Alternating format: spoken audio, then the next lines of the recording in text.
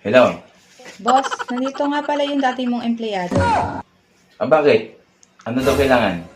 Manghihingi sana ng tulong kasi wala daw siyang pang-inom. Ganun ba? Walang pang-inom? Stop it. Get some help. Sige. Kaya ito gagawin mo. May iniwan ako dyan sa 10,000. Ibigay mo sa kanya.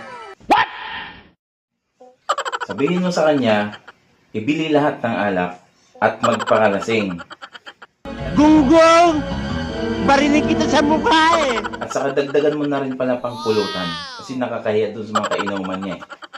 Alas man ang buwanga mo. O siya nga pala, bago ka pala umalis yan, kuhanin mo na rin ang GCash number.